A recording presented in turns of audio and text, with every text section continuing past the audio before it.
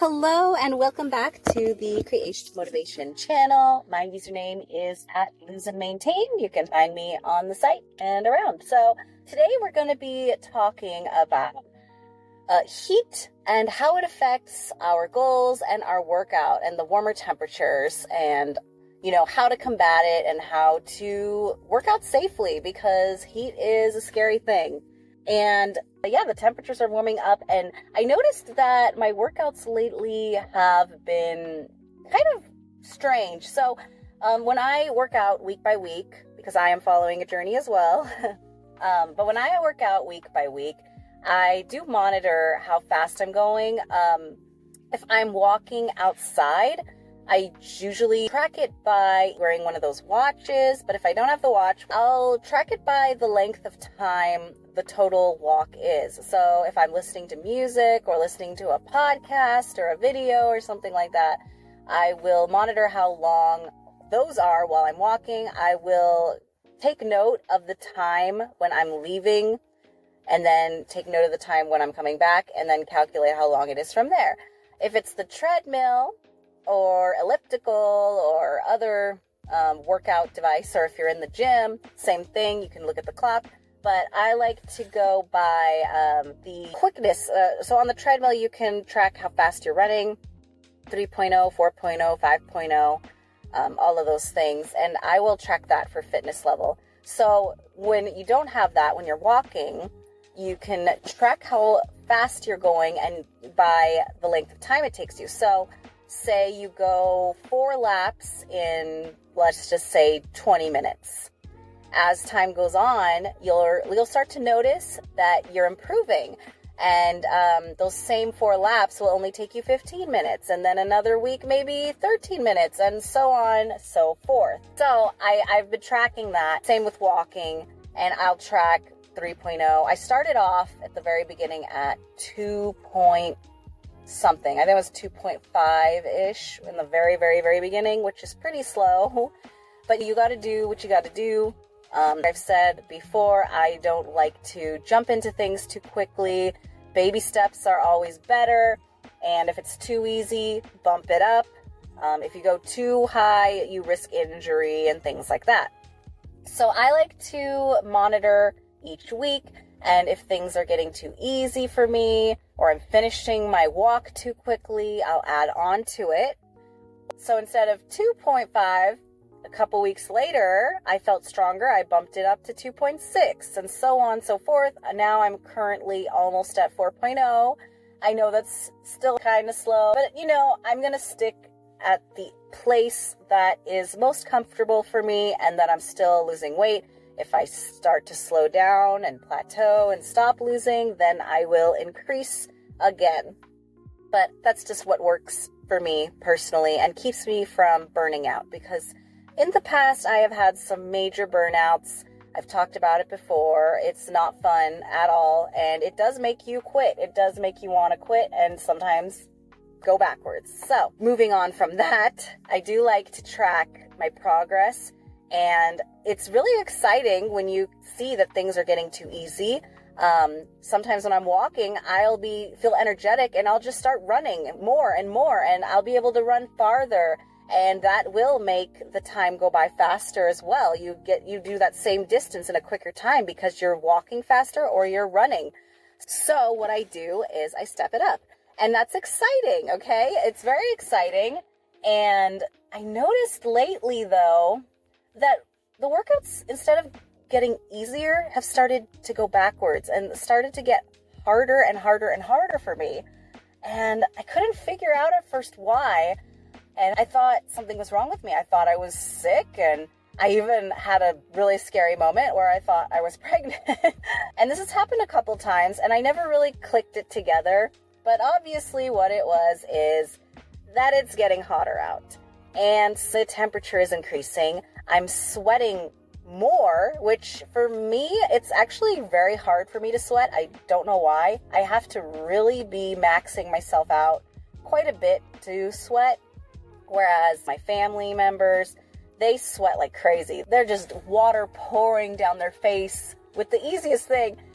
Everyone's different. Some people sweat, some people don't sweat as much. I not sure why. I'm not a scientist or chemist or anything like that. There's definitely reasons behind it. But yeah, so I noticed it was getting harder and harder, and I was sweating actually more than normal.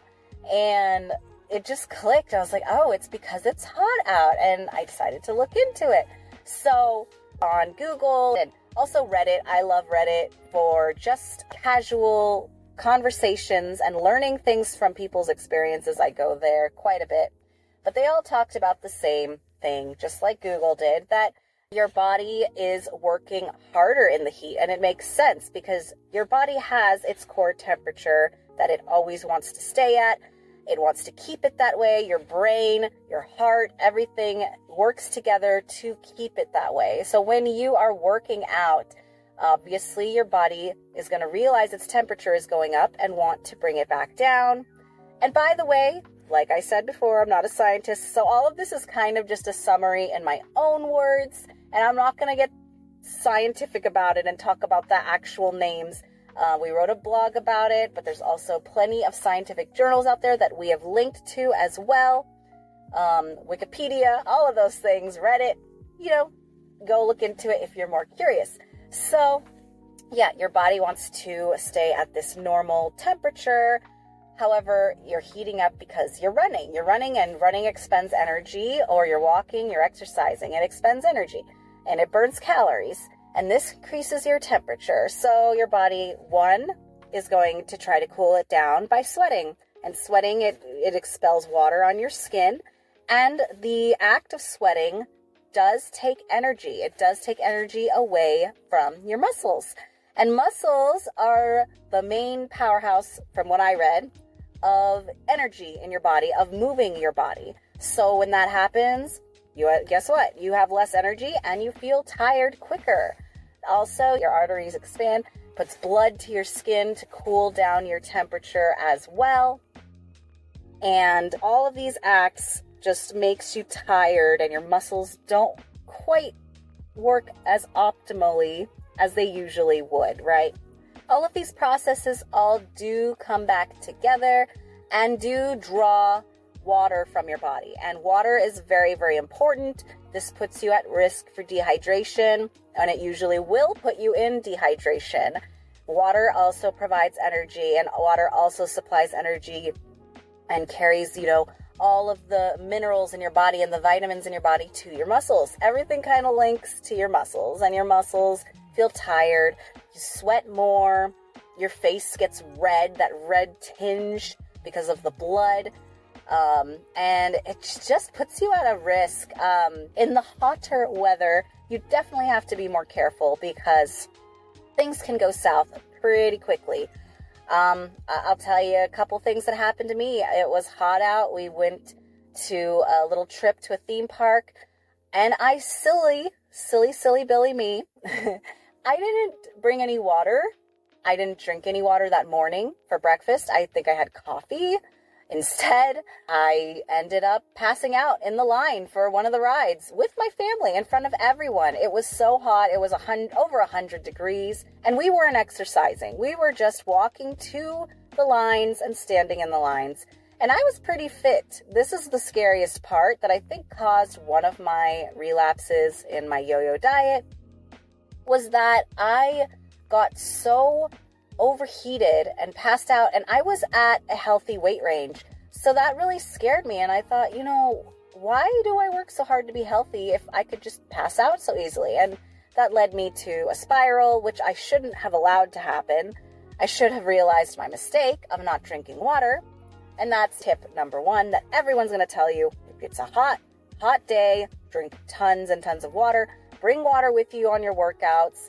This is a big problem I have. I don't like to carry things when I'm out walking or running. So I have to figure out a way, especially as summer is here, to have water with me in case of emergency, because there are warning signs. When you're working out, you will start to feel, if you're getting overheated and heat exhaustion, you'll start to feel little things. When I am too hot, I start to feel, it's hard to describe, but your skin starts to get really warm and you feel this tired feeling come over you. Not a normal soreness feeling, but just a strange tiredness. And you get thirsty, but you don't really realize you're thirsty. I guess because the tiredness is distracting you. But I remember I got that feeling and I was like, what is wrong with me? And then someone nearby mentioned water and it clicked in my head. So I went and got water. All of a sudden, I had some energy back again. So water is extremely important. Also, maybe a light snack but I did a half marathon years back, and mile 7 hit hard. Mile 7 was rough. I was out of gas. I got some water, and luckily there was this station. Thank goodness for these stations. But there's a station, and someone just threw this packet in my hand. They didn't ask me if I wanted it. They just put it in my hand. And I guess they realized I was tired. My face probably showed it. Or, it's just their job to do that. But they didn't even ask. They just put it in my hand. And I was like, what is this? And I'm in the middle of running. And I was feeling desperate. And I was ready to quit. And I was like, I'm just going to try this. And it was this strange peanut buttery paste in a packet. And you suck it up like a little pouch. And I sucked it up. Minutes later, I had so much energy again. It was crazy. So yes, if you're going to be doing a long-term workout in the heat where you can't, access a meal or a snack easily, have something on you for emergency, whether it's nuts or trail mix or raisins or watermelon or anything along those lines. Just something, especially if you have low blood sugar issues, have some fruit or something like that. It has saved me in the past, and it's very important. So, yes, water, fruit, a snack, something like that. What could also be really helpful is to have some kind of watch that monitors your heart rate and beats per minute, just to make sure you're not overdoing it. I do like to have that. Like I said, it's like the water situation. I don't like to be carrying things around, and I don't even like to have that wristband on me sometimes. I like freedom of movement and not having things touching me. It's a mental thing, I know, but it's something you get used to over time. The more you wear it, you don't mind it as much. So yes, be very, very careful, because you can feel these symptoms of heat stroke and heat exhaustion. You can get very dizzy. That's a very bad sign. Your face will go white. The worst is when you're about to pass out, because you feel it coming on and there's nothing you can really do except maybe sit down, put your knees up, head down, and you will probably feel nauseous as well. I felt that when I came back from my pass out. I threw up a lot. Next to the EMT, there was an EMT there. And I thank that person so much, because they were so professional about it and they were so helpful to me. But they had to close the whole ride. It was a whole thing that I'd rather not remember, but it's something I wanted to talk about, just to bring awareness to this, because there was an event a little while back, actually right in the next city over. And I've actually been on this trail, but they had a trail run. It was kind of a big deal, and it was in the news, and a couple people passed out from heat exhaustion, and someone even passed away. And out of respect, I'm not going to talk more about it, but someone did pass away, and it was very, very sad. And I wanted to bring awareness to it that, this does happen. Even if you are fit, this was a very fit person. These people in this trail run were very fit people, and the heat can really mess with you and can sneak up on you too. You think you are very strong, but you're going, and it can be a flick of a switch. Like, I'm running on the treadmill and I have a lot of energy, and suddenly, boom, I am like so tired, and it's just this feeling that takes over you and drains you. It can happen really fast. So having something on hand for energy, very, very important, or having the ability to stop and rest, find shade, or find air conditioning, all essential. And I'm going to close it up there. Be careful out there. Be aware of your surroundings. Do the best you can. Baby steps. If you can work out in an air-conditioned space, definitely do it. But for the people that cannot, just be careful out there. I like to head out there. I love nature. Try to work out in the mornings also, early mornings or late evenings after 5 p.m. Always the best. So do your best, and happy goal getting. Have a great day, everyone. Bye.